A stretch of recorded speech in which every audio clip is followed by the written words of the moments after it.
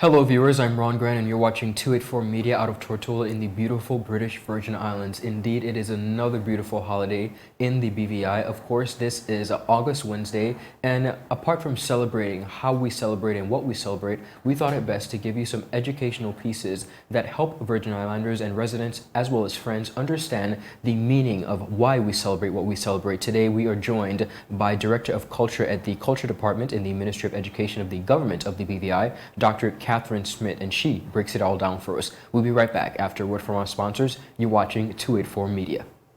Is business slow? Cash flow down? Hosting an upcoming event? We can help. Advertise with 284 Media and take your business or event to the next level by enhancing your present marketing and messaging strategies. Allow our team of experts to create a personalized ad that sets your business apart from all the rest. This could be your business or event. So, what are you waiting for? Contact our marketing team at 284media@cctbvi.com. Advertising with us works. Viewers, welcome back. Thanks again for sticking with us. Dr. Smith, welcome to 284 Media. A happy August Wednesday to you, and thank you so much for taking this time out on this national holiday to speak with us.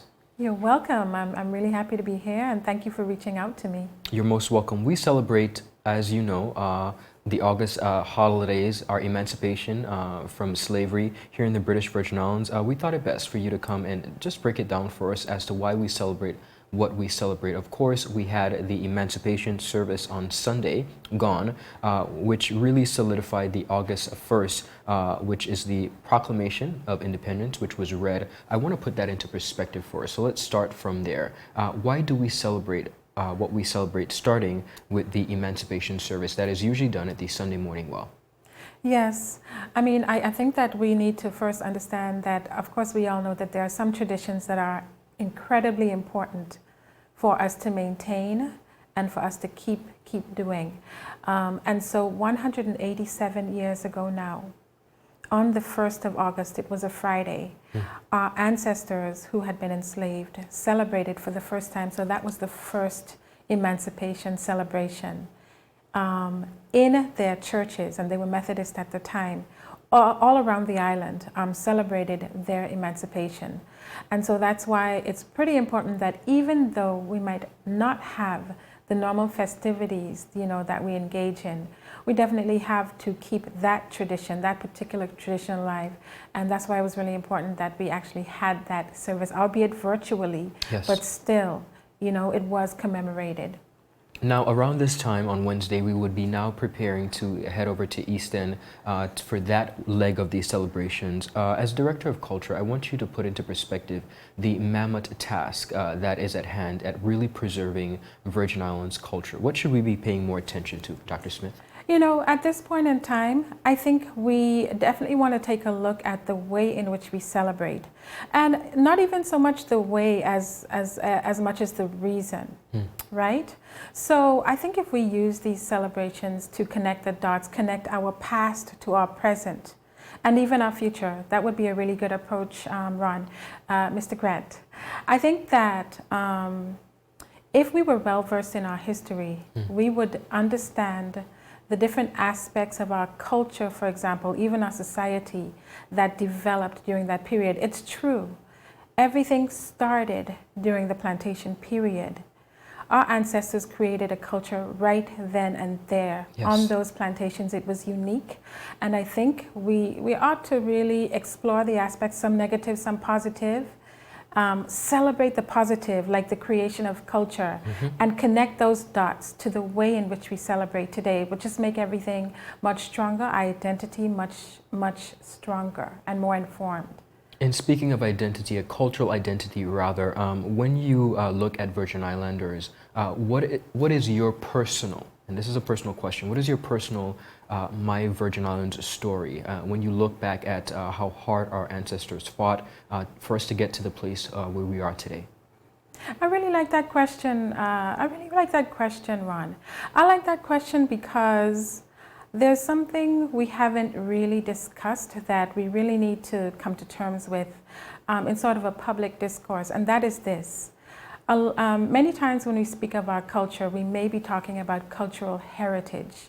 That is the way we used to do things, right? Now, how do we do things today?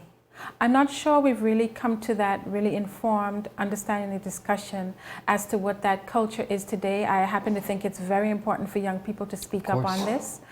And actually, you know, that culture should always be linked to the cultural heritage. You know, people can decide what it is they want to continue, you know, and what it is that you know, what traditions and what particular aspects of culture would be more important for them to continue with. So the question is, we've had some changes, and I think we all know what those changes include. You know, modernity, modern times, migration, and all of that, right? But I think it might be worthwhile just connecting the dots between that cultural heritage and the culture today, and having an actual articulation saying it. I mean, the society is much more diverse today. What exactly is that culture, right? So I think that's a step that, you know, that would be a step in the right direction. Beautiful. Now you spoke about connecting the dots. As we connect the dots, who are some of the key players from our ancestral background that really played a part in getting us to this place that we're at right now? Who are some of the key players, both that we would be familiar with some names? Who are some names that we may not have called or we don't mention a lot that go unnoticed? And there is just so much information that we never really bring above the surface. We can point to specific individuals, like you know, our heroes. We can point to the Perrine Georges, the uncles Limerick and Shelley, who would have led us out of enslavement to freedom.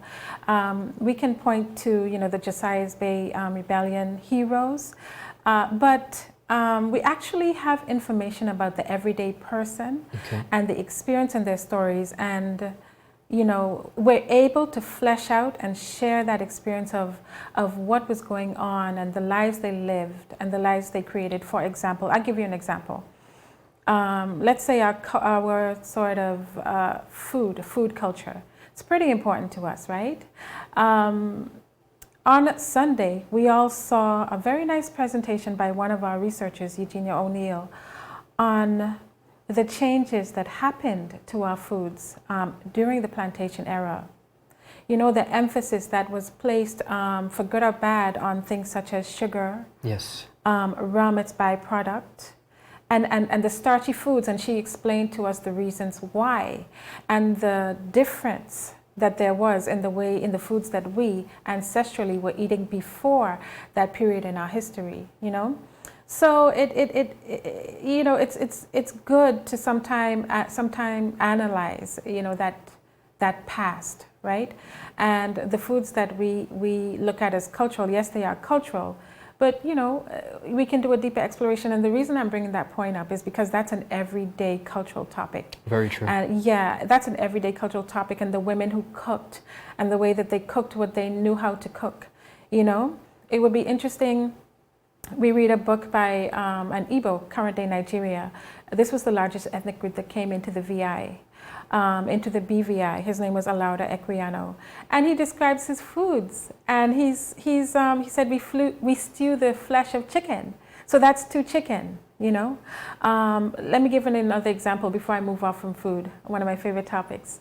We should realize that on the plantations, the one meal that our ancestors had and that they could rely on would have been the mackerel and the cornmeal that they were given. And if we look at that, that really comes into what we know of as our national dish. Yes. And so if we really look at that national dish, it really has a role in sustaining the lives of our ancestors to have continued to allow us to be the people that we are today. I'm saying that there's a deeper understanding to our culture once we connect the dots and merge our understanding of the past with the present. Absolutely. Dr. Smith, as we continue to merge the past with the present, moving forward, of course, hindsight is 2020. Where do we go from here as it pertains to our culture and really preserving and making sure that my son and younger generations to come, understand where we have come from? I mean, there are so many ways. For example, still having that emancipation service on Sunday was one, you know, very good move. But we can do this in many different ways. I mean, just take a look at our, say, the tangible aspects, the real aspects that still remain in the territory, that remind us and can take us through the steps that our ancestors took. So I'm speaking about our heritage sites, our shipwrecks. Of course. You know, one of my favorite topics actually, our burial grounds, our museums. You know, those are educational institutions as well. We can also take this emancipation festivity and really heighten it and strengthen it in a way that really preserves. And I want to say here that I want to reference here UNESCO's definition of preservation. Preservation is not putting something on a shelf and looking at it. Preservation is actually, it's only preserved when it lives, and especially in younger people. It's only preserved when it's transmitted to the younger generation, and that's what I mean by preservation. So we can take this particular festival and really make sure that we heighten and preserve all aspects of our culture. And I think now that you asked me that question, I think that, you know, it would be good to start thinking about looking at our cultural artists in sort of a broader fashion, you know, because not, you know, our foods and our music, those things are dynamic. But we can get a more nuanced, thorough idea of our culture when we include our poets. Of course. When we include drama, you know, theater that can tell us, that can reflect to us the society we are and tell our stories. You know, when we include our visual artists, film. You know, when are we going to have a film festival? So I'm just saying that it's possible at this time to just branch out, become more diverse in the, you know, using the cultural arts, aspects of our cultural heritage, and one very untouched feature, which would be really do need to connect with our elders. Indeed. We absolutely need to connect with them. And continuing to make sure that we tell those stories. That's right. Yes. And those are just a few things that we can do, and we have already started to do. And I feel if we get on this track, if we stay on this track, it would be good. But I especially love the consideration of having a younger audience really speak to what that identity is today, right? And in that way, we can really see what's been going on. Is there a connection? Yes. Isn't there a connection? You know, what are the thoughts and feelings? Dr. Smith, I thank you so much for your time in bringing, of course, a highlight to this history and heritage as we continue to celebrate our emancipation celebration in the British Virgin Islands. I want to thank you for your time. Happy August Wednesday to you and viewers. A happy August Wednesday to you too. I trust that you're enjoying the day, and I trust that this nugget of history was important and essential in assisting you to better understand why we celebrate. Take care.